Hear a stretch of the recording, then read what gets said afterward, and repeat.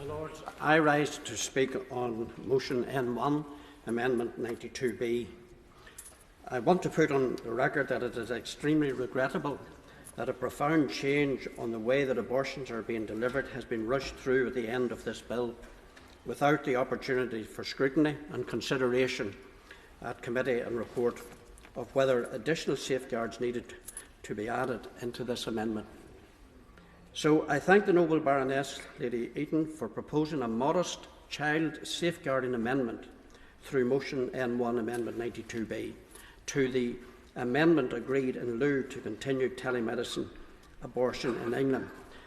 My Lords, the concerns about the telemedicine regime were stated, albeit briefly, on the 16th of March. They focus on concerns about whether all pregnancies really are below the 10 weeks limit set out in Amendment 92A, that complications at home are not being properly monitored, and that telemedicine abortions mean that women can be vulnerable to coercion.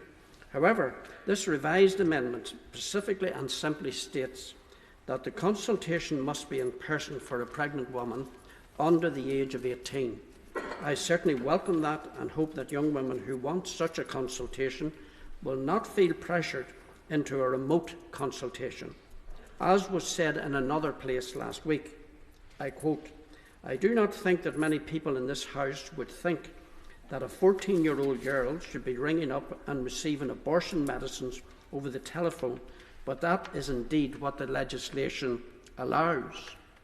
However, my Lords, while either an in-person or a remote consultation meet the requirements of the law, as drafted in Amendment 92A, it does not mean that they both meet the health requirements of all sections of the population.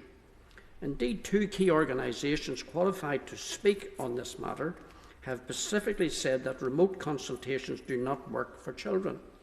Both the Royal College of Paediatrics and Child Health and National Network of Designated Healthcare Professionals for Children have called for face-to-face appointments. Last Friday, in a letter to the Times, the President of the Royal College said, and I quote, "However, the change in the legislation through the Health and Care Bill leaves a glaring gap. Children and young people are a distinct group, and telemedicine can present particular risks. We must consider their safeguarding and holistic well-being as well as their physical health needs."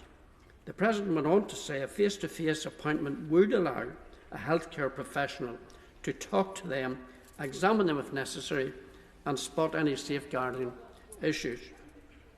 My Lords, the concerns about telemedicine abortions are more acute for under 18s, so the proposal that we should be making a further exception for children to the regime introduced through Amendment 92A on where abortions can take place seems entirely sensible to me. We do so on a wide range of legislative measures. Indeed, rightly, the Labour frontbench were only last night advocating for different treatment for children under the modern slavery legislation being debated as part of the Nationality and Borders Bill. I hope the noble Lord Coker, will forgive me and not mind me quoting him when he said, quite rightly said in my opinion, "We do that in every area of law. We provide differently for children than for adults." Amendment 92B does exactly that by requiring in-person consultations for under 18s. I shall end with the closing paragraph of the letter to the Times, which said, "The bill is nearing its final stages. The government and parliamentarians must make sure this vulnerable group is taken into account." I urge your lordships to adopt this motion.